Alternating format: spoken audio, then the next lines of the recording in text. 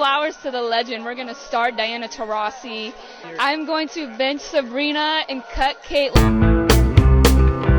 Hailey Van Lith attacks Caitlin Clark. Fans erupt. Apology issued. In a move that's ignited fierce debate across the WNBA landscape, Hailey Van Lith has found herself at the center of a growing firestorm after making what many are calling the biggest rookie mistake of the year, publicly cutting Caitlin Clark in a viral start, bench, cut segment that instantly lit up social media. While Van Lith was likely aiming to show respect to veterans like Diana Taurasi and Sabrina Ionescu, her decision to cut the league's most high-profile rookie wasn't just seen as controversial. It was interpreted by fans as a calculated slight, sparking thousands of furious reactions online. Just days earlier, Van Lith was drafted to the Chicago Sky, a development that stunned many, not because of her selection, but because it meant a high-profile reunion with Angel Reese, the very player she transferred away from at LSU. That decision, months ago, was widely viewed as a quiet but firm rejection of Reese's dominance on and off the court. Fast forward to draft night, and Van Lith's facial expressions during the post-pick interviews told a story all their own. Tight smiles, tense posture, and zero chemistry. Fans were quick to notice the body language, interpreting her vibe as one of discomfort, if not dread. But the uneasiness didn't stop there. Just hours after draft night buzz began to fade, the infamous clip dropped. Hailey Van Lith, sitting down for a casual game of start, bench, cut, boldly said she'd start Diana, bench Sabrina, and cut Caitlin Clark. The moment she said it, you could almost hear the collective gasp from fans across the country. Caitlin Clark supporters, arguably the most vocal and passionate, fan base in women's basketball, flooded the internet with memes, outrage, and disbelief. They didn't just see it as a bad call.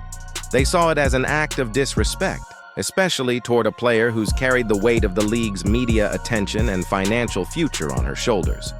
What's more, this isn't the first time Van Lith and Clark have shared tension on the court. Back in their college days, during the iconic LSU versus Iowa Elite Eight matchup, Caitlin Clark drained a long three directly in Hailey's face.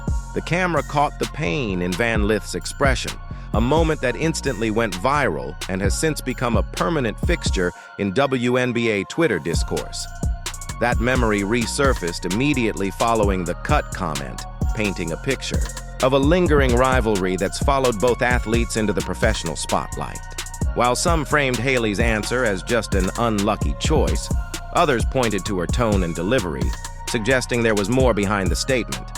A hint of personal bitterness, perhaps. Or even a shot across the bow aimed at Clark. But the real concern isn't just about one moment or one clip.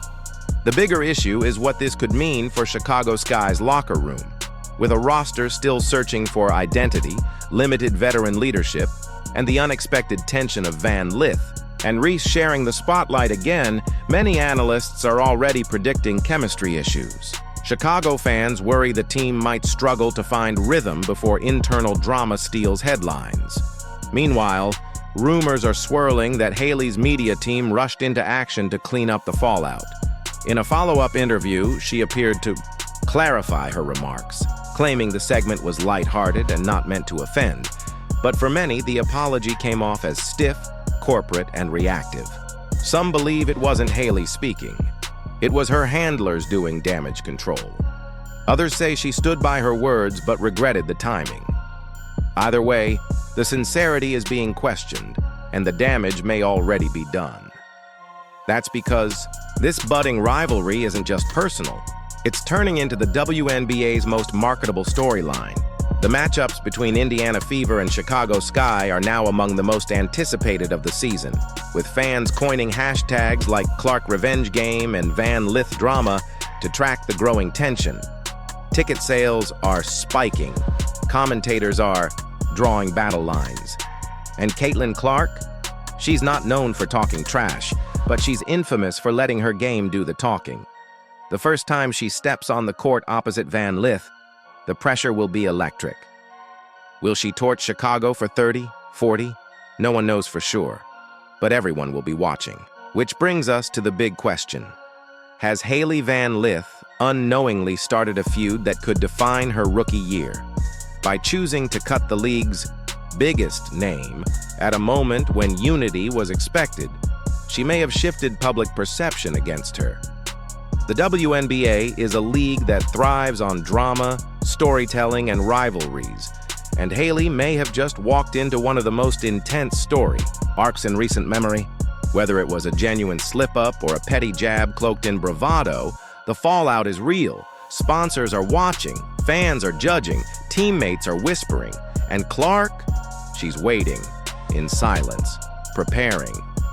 Because if there's one thing we've all learned about Caitlin Clark, it's that she never forgets. Hailey Van Lith didn't just walk into the WNBA, she walked into a war zone. Draft night should have been her dream. Cameras flashing, fans cheering, but one careless answer turned it all into chaos. When asked to play start, bench, cut, with 3 WNBA stars, she smiled and said she'd cut Caitlin Clark. That's all it took. One word, cut. Boom, everything exploded. Caitlin Clark, the most hyped rookie in WNBA history, fresh off record-breaking deals and packed arenas, just got dismissed like she was nothing. And fans weren't having it. The internet caught fire. Comment sections flooded. Hashtags like CutHVL and Clark deserves respect shot to the top of trending lists. The backlash was instant, ruthless, unforgiving. And Van Lith? She froze. By the next morning, Hailey was on Instagram, eyes puffy, voice cracking, filming a shaky apology. "I didn't mean it like that," she whispered. "It was a game. I respect Caitlin."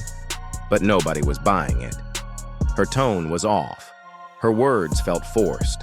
The damage was done. What should have been a rookie's big moment became a viral disaster. The apology video racked up millions of views, but not for the reasons she hoped. People weren't forgiving. They were furious. And it wasn't just Caitlin Clark fans who were angry. It was the entire league watching Hailey crumble under pressure. That's when Angel Reese entered the scene and made things 10 times worse. Hours after Caitlin hit a game winner that lit up the league, Reese jumped on her podcast, Beyond the Arc. Right from the jump, she was on fire. She slammed the desk, the mic popped, and she launched into a full-blown rant. She claimed the league was too focused on Clark, that the media was pushing one name only, and even suggested Caitlin didn't belong in the spotlight. Her voice shook, her fists clenched, and her words, brutal. Clips of the meltdown flooded social media in seconds. And just like that, Reese became public enemy number 1. The consequences came fast. Hypershoe canceled a major sneaker launch. A national energy drink pulled every ad with Reese's face on it. The Chicago Sky front office didn't say much. Just one cold line. "We are reviewing the situation." But the silence said everything. Big brands didn't want smoke. They saw the backlash, they saw the receipts, and they backed away, and then the receipts hit harder. Screenshots leaked. Private group chat messages showing Angel Reese telling Van Lith to cut Caitlin. "Trust me, it'll pop." The message had her name, her profile pic, and a timestamp. No way to deny it. It was clear. This wasn't a slip-up. It was a setup, a planned stunt to make headlines. And Caitlin Clark was the target. That's when Clark's legal team got involved. They didn't play games. They filed a motion the same day, attaching the messages as hard evidence. The claim? Defamation. A coordinated attack to harm Clark's name and reputation. The courts moved quickly. A judge reviewed the case and fast-tracked it for hearing. Angel Reese was called in. Under oath, she admitted it. The texts were real. The plan was real. And the attitude problems she blamed Clark for? All made up. Just drama to stir the pot. The ruling was loud and clear. Reese lied. Clark was clean. And the fallout? Massive. Nike and Gatorade paused all negotiations with Reese. The WNBA issued a public warning. Media outlets ran the headline everywhere. Angel Reese's lie exposed. Meanwhile, Caitlin Clark's jersey sold out. In hours, ticket prices for Fever games doubled, and every major sports show played the courtroom clips on repeat. Slow-mo replays broke it all down. Clark never disrespected Reese, never shaded her, never said a word out of line. But Reese made it a war and lost. Viewers flipped sides. Clark was now the underdog-turned-hero. Reese, just a jealous rival caught in her own trap. Every time she posted online, it backfired. More laughing emojis. More dropped followers. Even her own teammates looked uncomfortable on camera. She tried spinning it. "I was misquoted. It's not what it looks like." But the receipts didn't lie. The texts were real. The rants were public. The brands were gone. And Clark, she didn't say a word. Just kept playing. Kept winning. Kept showing everyone who really deserved the spotlight. In the end, Angel Reese tried to bury Caitlin Clark. She schemed. She lied. She pushed others to do her dirty work. But instead of hurting Clark's legacy, she torched her own. Her credibility? Gone. Her endorsements? Canceled.